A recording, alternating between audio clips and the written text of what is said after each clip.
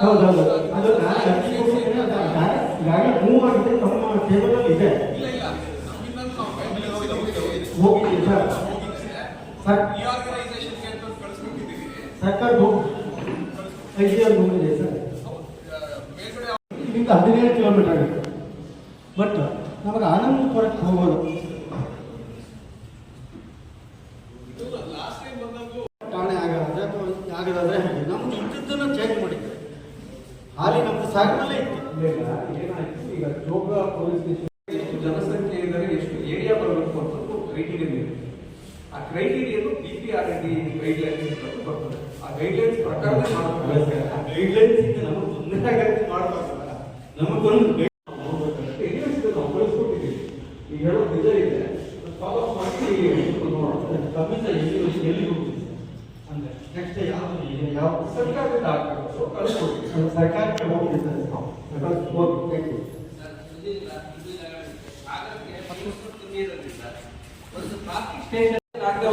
ಪೊಲೀಸ್ನವ್ರಿಗೆ ಕೈ ಮಾಡ್ತಾರೆ ಅಂತ ಪಕ್ಕದವ್ರು ಹೋಗ್ತಾನೆ, ಅವ್ನು ಜಾಗ ಬಿಡ್ತಾನೆ, ಅನ್ನೊಂದು ಅನಾಹುತ ಆಗುತ್ತೆ.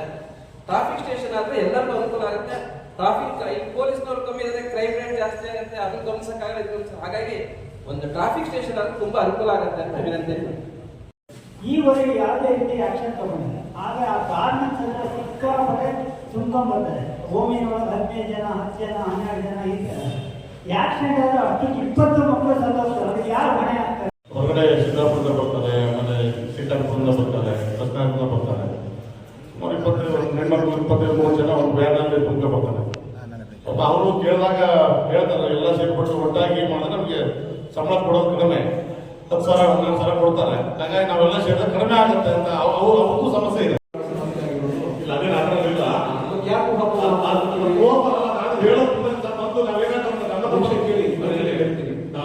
ಯಾವುದೇ ಮಾಹಿತಿ ಕೊಟ್ಟರು ಕೂಡ ನಿಮ್ಮ ಮಾಹಿತಿ ಅಂದ್ರೆ ಯಾರು ಮಾಹಿತಿ ಕೊಟ್ಟಿರ್ತಾರೆ ಅಂತವರ ಐಡೆಂಟಿಟಿನ ನಾವು ಮಾಡ್ತಾರೆ. ಅವ್ರು ಎಲ್ಲರಿಗೂ ನಮ್ಮ ಬೆಂಬಲ ಐತಿ, ಸಹಕಾರನೂ ಐತಿ. ಹಂಗಂತೇಳಿ ನಾವು ಪೊಲಿಟಿಷಿಯನ್ ಹೋಗಿ ಅವ್ಗೆ ಹೆಲ್ಪ್ ಮಾಡೋದು, ಇನ್ನೊಂದು ಮಾಡೋದು, ಆ ಥರ ತೇರಿಗಳು ಇಲ್ಲ ನಮಗೆ. ಬಟ್ ನಿಮ್ಮಲ್ಲಿ ಇನ್ಸ್ಪೆಕ್ಟ್ರಿಗೆ ಕೆಲವು ಈ HC ಈ ದಬ್ಬೆದಾರಗಳು ಮಾಡೋ ಕೆಲವು ನ್ಯೂನ್ಯತೆಗಳು ಇನ್ಸ್ಪೆಕ್ಟ್ರಿಗೆ ಗೊತ್ತಿರೋದಿಲ್ಲ. ಬಂದ್ರೆ ಅವ್ರು ಹಳವರು ಯಾರು ಸಬ್ ಇನ್ಸ್ಪೆಕ್ಟರ್ ಸೆಕ್ಷನ್ ಕ್ಲಿಯರ್ ಮಾಡಲ್ಲ. ಇಲ್ಲಿನ ಕೆಲವು ಗೊತ್ತಿದೆ, ಮರಳು ದಂಧೆಗಳು, ಜಲ್ಲಿ ಕೋರೆಗಳು, ಕಲ್ಲು ಕೋರೆಗಳು ಅದಕ್ಕೆ ಸಿಕ್ಕಲಾಗಿದೆ. ಅದಕ್ಕೆ ದಯಮಾಡಿ ಅವರನ್ನ ಇಲ್ಲಿಂದ ಬದಲಾವಣೆ ಮಾಡಿದ್ರೆ ಏನ್ರಿ ಓಡಾಡಲಿ ಸಬ್ ಇನ್ಸ್ಪೆಕ್ಟರ್ ಹೇಳ್ತಾರೆ, ನಾವು ಮಾಡೋದಿಲ್ರಿ ಇಲ್ಲಿಂದ ಸರ್ವಿಸ್ ಮಾಡ್ತಿದ್ರ ಅವ್ರಿಗೆ ಇದು ಮಾಡಿ ಅಪ್ಪ ಅವ್ರು ಏನು ಮಾಡ್ತಾರೆ ಯಾಕಂದ್ರೆ ಅವ್ರು ಹೋಗ್ತಾರಲ್ಲ. ಇಂಥ ಪರಿಸ್ಥಿತಿ ಇದೆ. ದಯಮಾಡಿ ನಾನು ತಪ್ಪ ತಿಳ್ಕೊಬೇಡಿ. ಪ್ರಾಣನಾತ್ಮಕವಾಗಿ ಕೆಲಸ ಮಾಡಲಿಕ್ಕೆ ಅಧಿಕಾರ ಇದ್ದು ಕೆಲವು ಟೈಮು ಪಾಪ ಪ್ರೀತಿ ಇದೆ ನಮಗೆ. ಅದು ಇತ್ತೀಚಿನ ದಿನಗಳಲ್ಲಿ ಈ ವ್ಯವಸ್ಥೆಗಳು ತುಂಬಾ ವಿಷಾದಾಧಿಕಾರ. ಯಾಕಂದ್ರೆ ಬರ್ತಾ ತಿನ್ನೋರು ಅವ್ರು ಮಾಡಿರ್ಬೇಕಲ್ಲ ಸರ್. ಅದಕ್ಕೆ ದಯಮಾಡಿ ಇಂಥ ವ್ಯವಸ್ಥೆ ಅವನ್ನೆಲ್ಲ ಸರಿಪಡಿಸ್ಬೇಕು ಸರ್.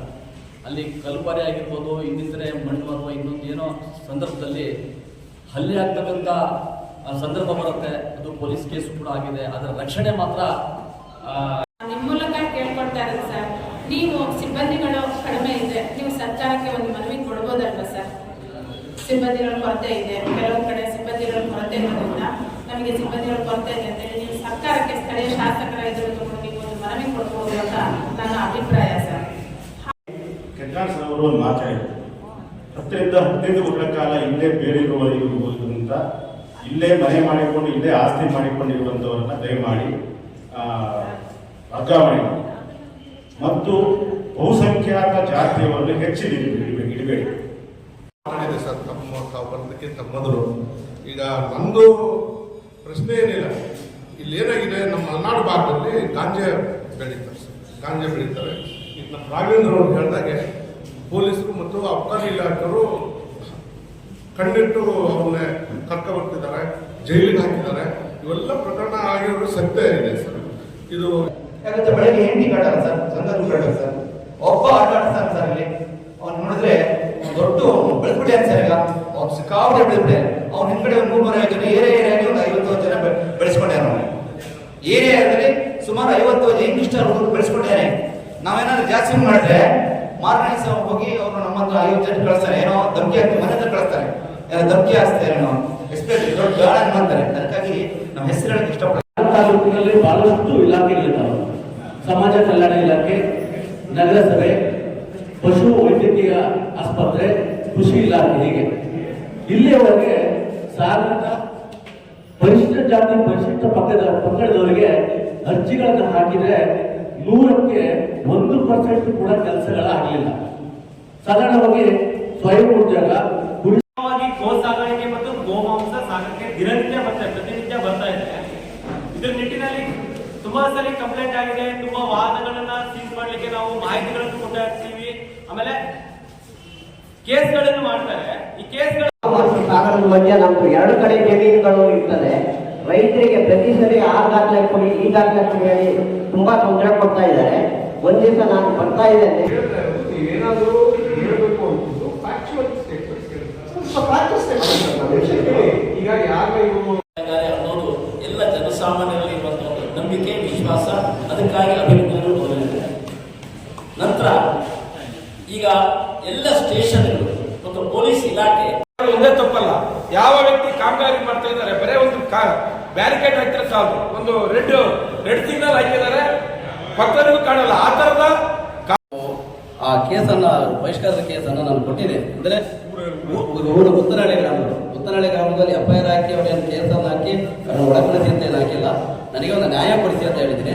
ಆದರೆ ನಾನು ಕೊಟ್ಟಾದ ಮೇಲೆ ಅಟ್ರಾಸಿಟಿ ಕೇಸು, ಸುಳ್ಳು ಆರೋಪಗಳನ್ನು ಊರಿನ ಗ್ರಾಮಸ್ಥರ ಕಡೆಯಿಂದ ಸಹಿ ತಗೊಂಡು ಅಟ್ರಾಸಿಟಿ ಕೇಸು, ಸುಳ್ಳು ಆರೋಪಗಳನ್ನು ಮಾಡ್ತಿದ್ದಾರೆ. ನನಗೆ ಅವರು ಗ್ರಾಮದಿಂದ ಬಹಿಷ್ಕಾರ ಹಾಕಿದ್ರು ಪರವಾಗಿಲ್ಲ ಸರ್, ನನಗೆ ಒಂದು ನೆಮ್ಮದಿ ಜೀವನವನ್ನು ಮಾಡಿಕೊಡಕ್ಕೆ ಒಂದು ಅವಕಾಶ ಮಾಡಿಕೊಡಿ ಅಂತೇಳಿ ನಾನು ಕೇಳ್ಕೊಂಡಿದ್ದೀನಿ. ಅಂತ ಸಂದರ್ಭಗಳನ್ನ ನೀವು ನಾವು ಮೀಟಿಂಗ್ ಮಾಡ್ತೀವಿ. ಅದು ಜನರಲ್ಲಿ ವೀಕೆಂಡ್ಸ್ ಇಟ್ಕೊಳ್ಬೋದು, ರಜೆಗಳನ್ನ ಇಟ್ಕೊಳ್ತೀವಿ. ಆಮೇಲೆ ಸ್ಟೇಷನಲ್ಲೂ ಕೂಡ ಸ್ಯಾಟರ್ಡೇ ಮತ್ತು ಸಂಡೇ ಮಾಡ್ತೀವಿ. ಅದನ್ನ 2-3 ವಿಚಾರಗಳು. ಸರ್, ಈಗ ಅಪಘಾತಗಳ ಬಗ್ಗೆ ನೀವು ಎಲ್ಲರೂ ಹೇಳ್ತಿದ್ರೆ ಅಪಘಾತ ಗಾಡಿಗಳಿಗಾಗತ್ತೆ, ಮುಂದ್ಗಡೆ ಗಾಡಿ ಬರುತ್ತೆ ಅಂತ. ನಮ್ಮ ಸಾಗರದ ಕೆಲ ರಸ್ತೆಗಳಲ್ಲಿ ಗುಂಡಿಗಳು ಬಿದ್ದಿದೆ.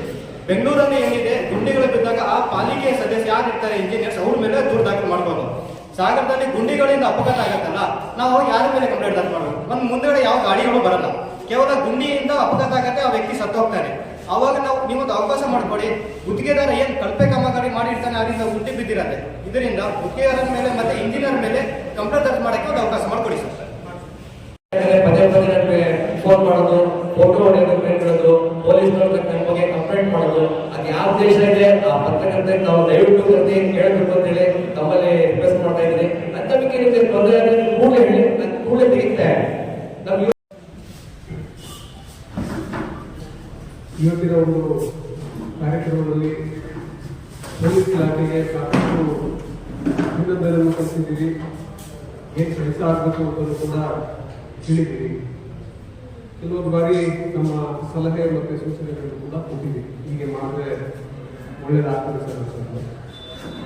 2-3 ಕ್ಯಾಟಗರಿ ಆಫ್ ಇಶ್ಯೂಸ್ನ ರೇಸ್ ಮಾಡಿದ್ದೀವಿ. ಮೊದಲನೇದಾಗಿ ರಿಆರ್ಗನೈಸೇಷನ್ ಅಂತ.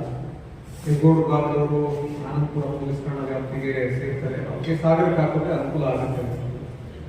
ಪ್ರಪೋಸಲ್ ಕಳಿಸಿ ಅದು ರೀಸೆಂಟ್ ಆಗಿ 2-3 ವರ್ಷದ ಕೆಳಗಷ್ಟೇ ಪೊಲೀಸ್ ಸ್ಟೇಷನ್ ಕೂಡ ರಚನೆ ಆಗಿದೆ. ಅವಾಗ ಯಾಕೆ ಇದು ಥಾಟ್ ಪ್ರಾಸೆಸ್ ಹೋಗಲಿಲ್ಲ ಅಂತ ನನಗೆ ಗೊತ್ತಿಲ್ಲ. ಅದು ಕ್ರೈಮ್ ಸ್ಟಾಟಿಸ್ಟಿಕ್ಸ್ ಮತ್ತು DPRND ಗೈಡ್ಲೈನ್ಸ್ ಏನಾದರೂ ಸಮಸ್ಯೆ ಆಗ್ತದ ಅನ್ನೋದು that also we have to verify. But anyways ಇದನ್ನ ಸಾಗರಕ್ಕೆ ಸೇರಿಸಬೇಕು ಅಂತ ಈಗಾಗಲೇ ಒಂದು ಪ್ರಸ್ತಾವನೆ ಕೂಡ ನಾವು ಕಳಿಸಿದ್ದೀವಿ. ಅದನ್ನ ಫಾಲೋ ಅಪ್ ಕೂಡ ಮಾಡೋಣ ಅಂತ ಮುಂದಿನ ದಿನಗಳಲ್ಲಿ ಆಗ್ತದೆ, ಏನು ಸಮಸ್ಯೆ ಇಲ್ಲ. ಎರಡನೇದು ಮೇಜರ್ ಆಗಿ ಗಾಂಜಾ ಮತ್ತೆ ಟ್ರಾಫಿಕ್ ಸಮಸ್ಯೆನ ಸಾಕಷ್ಟು ಜನ ಉಲ್ಲೇಖ ಮಾಡಿ ಕೇಳಿದ್ದೀವಿ. ಮೊದಲನೇದಾಗಿ ಗಾಂಜಾ ಸಮಸ್ಯೆ ಅಂತ ಬಂದಾಗ ಸಹಜವಾಗೇನೆ ಎಲ್ಲೋ ಯಾರೋ ನಶೆ ಮೇಲೆ ಇಂಟಾಕ್ಸಿಕೇಟೆಡ್ ಕೂದಿರ್ತಾರ ಅಥವಾ ಗಾಂಜಾ ಸೇವನೆ ಮಾಡಿರ್ತಾರ, ಅದು ಗೊತ್ತಿರೋದು.